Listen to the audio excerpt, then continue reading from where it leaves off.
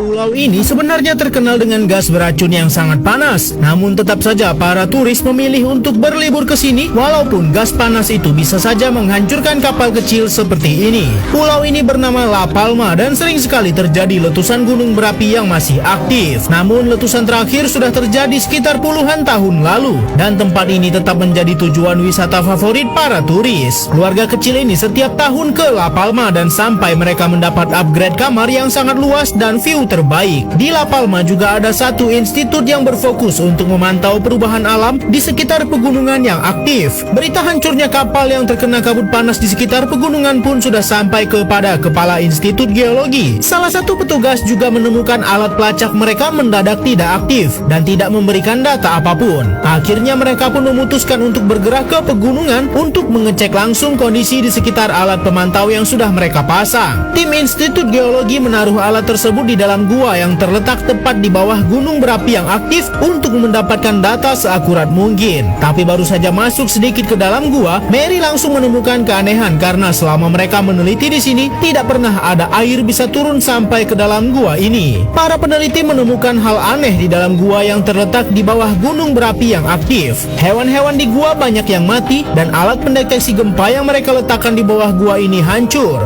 Lalu saat mereka melihat ke atas ternyata ada retakan besar di atas gua ini dan itu tepat di bawah gunung berapi yang bisa saja meletus kapanpun. Tak jauh dari gunung itu banyak sekali turis yang sedang berlibur menghabiskan waktu Natal mereka karena memang pulau ini menjadi destinasi favorit di sekitar Spanyol. Para peneliti yang baru saja dari gua tadi pun langsung berdiskusi dengan pemimpin mereka di Institut Geologi. Tapi Alvaro malah meremehkan pertanda alam ini. Walaupun Mary sudah menjelaskan bahwa fenomena ini sangatlah jelas bahwa terjadi pergeseran tanah yang sangat masif di pegunungan dan bisa saja gunung meletus dan longsor besar akan terjadi. Hanya kedua peneliti ini yang yakin bahwa dalam waktu dekat pulau ini akan hancur terbelah menjadi dua. Karena merasa sangat penasaran, akhirnya Kepala Pusat Penelitian Geologi menemui dokter yang melakukan otopsi pada korban gas panas yang keluar di sekitar pegunungan. Dan ternyata benar sekali, gas yang menyebabkan puluhan orang meninggal adalah gas yang muncul sebagai tanda akan terjadi letusan gunung yang sangat dahsyat. Penyelam ini seorang diri masuk ke dasar laut untuk memperhatikan kehidupan hewan-hewan di sini.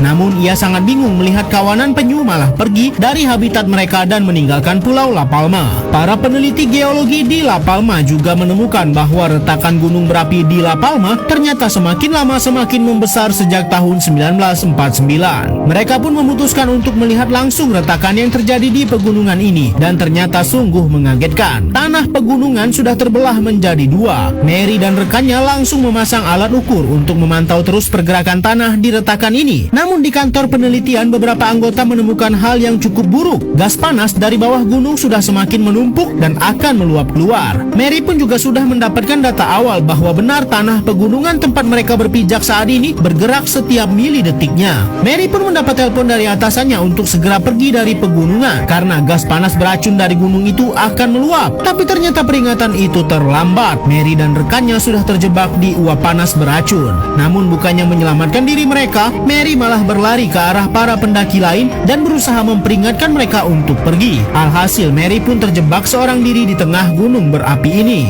Lanjut part berikutnya.